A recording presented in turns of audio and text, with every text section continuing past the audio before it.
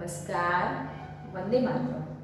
શ્રી વશિષ્ઠ વિદ્યાલય વાવ ગુજરાતી માધ્યમમાં હું મીરા આપ સર્વનું હાર્દિક સ્વાગત કરું છું. ફરી આજે આપણે વિડીયોના માધ્યમ થકી એક ટોપિકનો અભ્યાસ કરવાના છે. તો જોઈએ આપણે આજે બળતે કદમમાં આગળ આપણે યહ અને વહ વિશે અભ્યાસ કરી ચૂક્યા છે. આજે આપણે અભ્યાસ કરીશું યહ હે, બરાબર છે, અને ये है. ओके, तो બંને વચ્ચેનો ભેદ સ્પષ્ટ કરું. यह है એટલે એ શબ્દનો ઉપયોગ આપણે એકવચનમાં કરીશું. ઓકે, અને ये है શબ્દનો ઉપયોગ આપણે બહુવચનમાં કરીશું. તો સૌપ્રથમ આપણે જોઈએ કે એકવચન કોને કહેવાય. બરાબર, તો જ્યારે કોઈ એક વસ્તુ હોય તેના માટે આપણે એકવચન એટલે કે યહ શબ્દનો ઉપયોગ કરીએ છીએ. અને જ્યારે એકથી વધારે, બરાબર, બે અથવા બે કે તેથી વધારે વસ્તુ હોય ત્યારે આપણે એ શબ્દનો ઉપયોગ કરીએ છીએ. બરાબર, એક વસ્તુ હોય તો એકવચન, અને બે અથવા બે થી વધારે વસ્તુ હોય ત્યારે બહુવચન. આ યાદ રાખવાનું છે. એક વસ્તુ એટલે એકવચન, બે અથવા બે થી વધારે વસ્તુ એટલે બહુવચન. જોઈએ આપણે. ચાલો, અહીંયા તમને કેટલાક ચિત્રો દેખાય છે. બરાબર છે, આ છોકરાનું ચિત્ર છે. હિન્દીમાં કહેવાશે લડકા. બરાબર ને, આવડે જ છે તમને.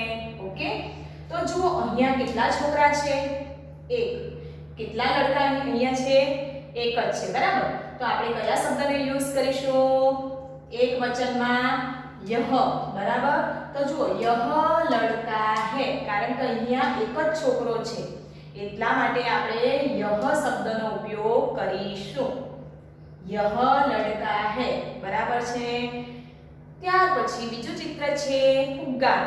ફુગ્ગાને આપણે હિન્દીમાં કહીશું ગુબ્બારા. બરાબર, તો કેટલા ગુબ્બારા છે અહીંયા? એક. બરાબર છે, તો આપણે કયા શબ્દનો ઉપયોગ કરીશું? यह. बराबर, अंडरलाइन કરી છે. ओके, तो यह गुब्बारा है. ओके, ત્યાર પછી છે અહીંયા માળાનું ચિત્ર છે.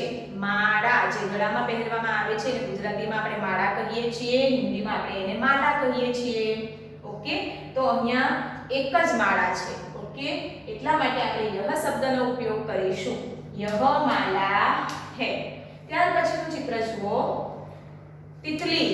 ઓકે, રંગબેરંગી સરસ મજાની ઉડતી હોય ને, ગુજરાતીમાં આપણે કહીએ પતંગિયાઓ. ઓકે, તો यह तितली है. બરાબર. ઓકે, यह શબ્દનો ઉપયોગ થશે કારણ કે એક જ છે. એ જ રીતે તારા, તો અહીંયા તારો પણ કેટલો છે?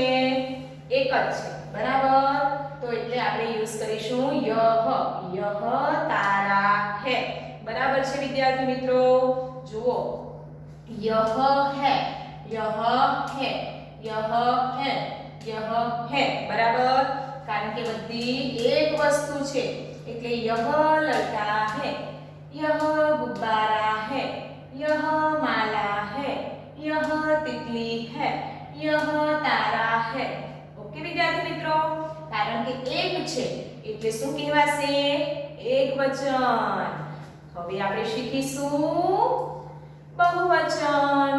એટલે એક અથવા એકથી વધારે, એક નહીં, એક એટલે એકવચનમાં બે અથવા બે થી વધારે વસ્તુ. ઓકે, તો જુઓ અહીંયા ચિત્ર આપ્યા છે, એમાં કશે પણ તમને એક વસ્તુ દેખાય છે? નહીં, કારણ કે એકવચનમાં એક વસ્તુ હોય. અહીંયા બે હોય અથવા બે થી વધારે હોઈ શકે. અહીંયા 3 છે પણ 4 પણ હોઈ શકે, 10 પણ હોઈ શકે, 20 પણ હોઈ શકે, અનલિમિટેડ કોઈ પણ સંખ્યા આવી શકે. બરાબર, પણ બે અથવા બે થી વધારે કોઈ પણ સંખ્યા આવી શકે. ઓકે, ચાલો તો જુઓ અહીંયા બે છોકરા છે એટલે બહુવચન છે એટલે કયા શબ્દનો યુઝ થશે? ये है. જુઓ, ये लड़के हैं અને બહુવચન છે એટલે है ઉપર અનુસ્વાર આવશે. બરાબર છે. ત્યાર પછી જુઓ ગુબ્બારા. ગુબ્બારા પણ કેટલા છે? બે અથવા બે થી વધારે એટલે અહીંયા 3 છે, પછી ભલે 4 હોય 5 હોય. ઓકે, તો યે ગુબ્બારે હૈ. બરાબર છે, કારણ કે ઘણા બધા છે એટલે બહુવચનમાં આપણે યે શબ્દનો ઉપયોગ કરીશું. ત્યાર પછી છે યે માલાએ હૈ. ઓકે વિદ્યાર્થી મિત્રો, તો બહુવચનમાં યુઝ કરીશું યે, કારણ કે કેટલી માળા છે? 2. ત્યાર પછી છે તિતલી. કેટલી છે? 1 2 3 3 છે. 2 અથવા 2 થી વધારે છે. બરાબર છે, એટલે આપણે કયો શબ્દ યુઝ કરીશું? યે. યે તિતલિયા હૈ. ઓકે વિદ્યાર્થી મિત્રો, ત્યાર પછી જુઓ તારા. તો કેટલા છે? 1 2 3, એટલે કે 1 કરતા વધારે છે. 2 અથવા 2 થી વધારે, તો આપણે યે શબ્દનો ઉપયોગ કરીશું. યે તારે હૈ. તો જોયું વિદ્યાર્થી મિત્રો, ખ્યાલ આવે છે? યહ હૈ એકવચન, યે હૈ એટલે બહુવચન. બરાબર, એકવચનમાં એક વસ્તુ હોય, બહુવચનમાં 2 અથવા 2 થી વધારે વસ્તુ હોય, ત્યારે આપણે કયા શબ્દનો ઉપયોગ કરવો જોઈએ એ તમને ખ્યાલ આવ્યો? એક શબ્દ એક વચન હોય તો યહ હૈ આવે, અને 2 અથવા 2 થી વધુ વસ્તુ હોય તો યે હૈ આવે. તો કે વિદ્યાર્થી મિત્રો, નમસ્કાર.